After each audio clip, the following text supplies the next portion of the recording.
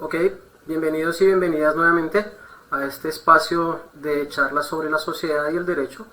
Les agradezco muchísimo el acompañamiento que se ha realizado por parte de muchos de ustedes en torno a los temas que hemos venido abordando semana tras semana. Obviamente han existido baches, tiempos y demás, pero nuestras realidades, digamos, lo demandan.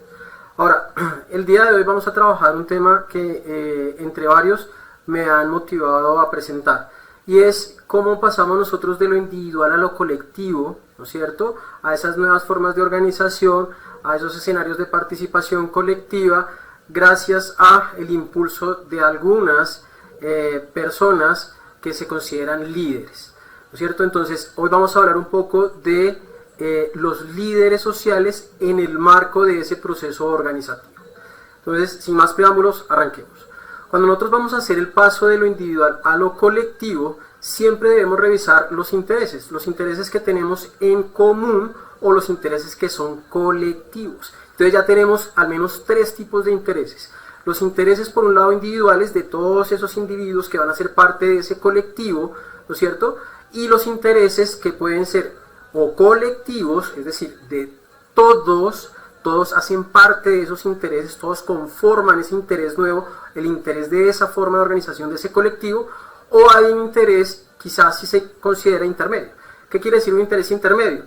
Que si bien no tenemos una apuesta a largo aliento, es una apuesta que nos permitirá a nosotros hacer parte de ese proceso organizativo hasta que se satisfagan los intereses, los objetivos que tenga nuestra organización. Y todo esto se ha motivado ¿por qué? Por esas personas, ¿no es cierto?, que como individuos tienen una serie de motivaciones particulares que los hacen liderar el proceso de organización. Entonces ahí es donde aparece nuestra figura de los líderes sociales, los líderes comunitarios, los comunales, los representantes, etcétera, etcétera. Son esos individuos que se han reconocido a sí mismos como sujetos de transformación. Sujetos de derecho en principio saben cuáles son sus derechos, cómo funciona la sociedad, cómo funciona el Estado, y gracias a eso le han posibilitado a otras personas que busquen caminos de satisfacción de sus necesidades, de exigibilidad de sus derechos. Entonces, esos líderes que en algunos casos son líderes naturales, es decir, simplemente por su propia naturaleza han venido desarrollando esos procesos sociales y liderando esos procesos sociales que les permiten ganar cierto liderazgo en la comunidad, y la comunidad los busca cuando requiere, entre comillas, de sus servicios. ¿Qué se requiere de sus servicios? Pues cuando necesita realmente el apoyo de esa persona que se ha convertido en líder. Entonces es un líder natural, que no necesariamente es bueno o es malo, simplemente hace parte, digamos, del engranaje de la sociedad, y siempre han existido y siempre van a existir. Entonces, esos líderes tienen dos posibilidades: o bien parten de sus propios intereses para transformar la sociedad en función de sí mismos, lo cual sería un liderazgo muy orientado desde la lógica individualista, ¿no es cierto? O bien desde sus intereses, en conjunto con los intereses del colectivo, promueven una serie de acciones de transformación. Eso sería un interés colectivo basado desde la individualidad de cada uno de los sujetos que conforman, o de cada uno de los miembros que conforman esa organización. Entonces, ese liderazgo es un liderazgo democrático, en el sentido que recoge de las bases del proceso organizativo los sentires, las necesidades, los intereses, y se convierte en un canal de comunicación con otras instancias, bien gubernamentales o bien no gubernamentales, para buscar alternativas y mejorar la calidad de vida de esos miembros de esa organización.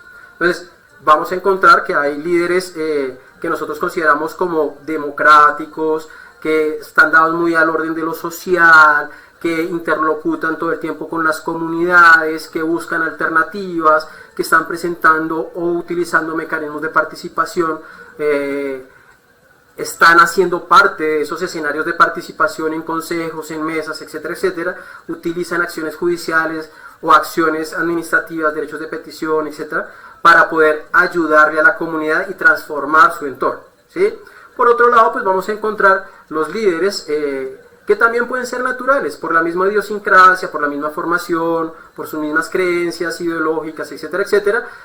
Lo que buscan es satisfacer su propio interés. Entonces ya no es ese líder democrático que busca una transformación, sino un líder quizás un poco negativo, que desde sus vivencias y utilizando el colectivo lo que hace es satisfacer los intereses propios de esa persona. Ese es ese digamos es el primer escenario del paso de lo individual a lo colectivo. Entonces tenemos que tener en cuenta que los intereses, ¿no es cierto? Si yo no tengo intereses, al menos en común, con las personas o con la persona con la que me voy a organizar, muy seguramente esa organización va a estar llamada al fracaso. ¿Y por qué va a estar llamada al fracaso?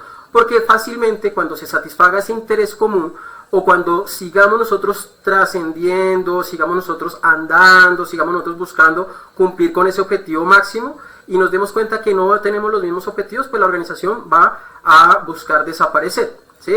Entonces, eso es, digamos, es clave en el paso de lo individual a lo colectivo. Los intereses, revisar lo de los liderazgos, ¿no es cierto? Entonces, los líderes naturales, los líderes que han sido formados también en procesos que incluso el mismo Estado promueve, o las organizaciones sociales, o los partidos políticos, o las iglesias, etcétera, etcétera, pues también son líderes en últimas.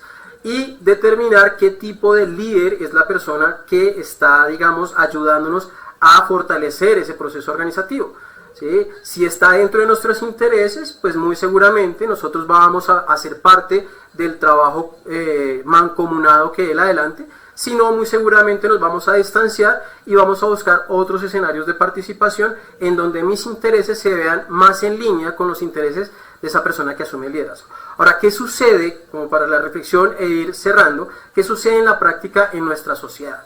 Recuerden que esta es la charla entre la sociedad y el derecho. ¿Qué sucede en la charla que se da entre los líderes y el Estado colombiano actualmente?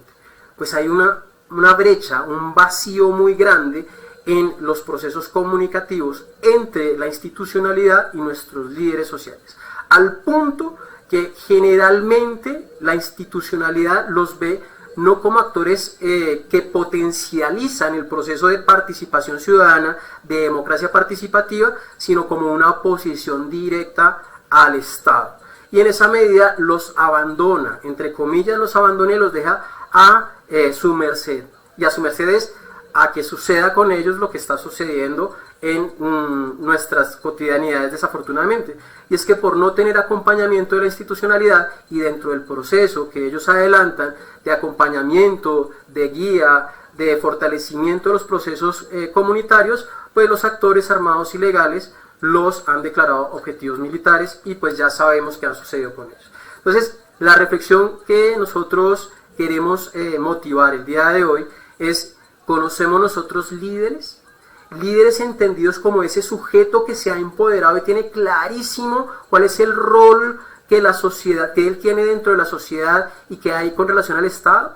Los acompañamos en ese proceso como actores sociales, los acompañamos colectivamente, o simplemente los señalamos y sabemos dónde están, pero no le hacemos ningún tipo de acompañamiento. Acuérdense que en la gran mayoría de ocasiones ellos se encuentran solos, aislados, señalados por la institucionalidad, no solamente del Estado, sino por otro tipo de institucionalidades que son más perversas porque los terminan exterminando.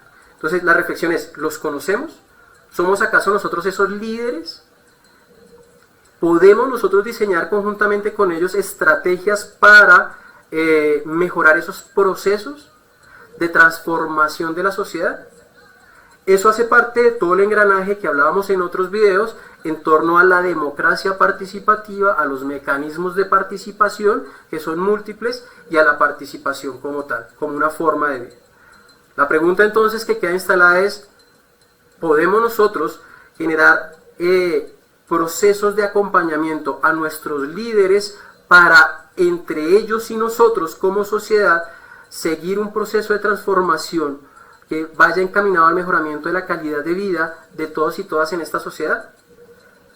Muchísimas gracias por acompañarme. Recuerden que si les gustó este video se pueden suscribir aquí abajo, darle el link, rotar la información y nos veremos hasta una próxima oportunidad. Muchas gracias.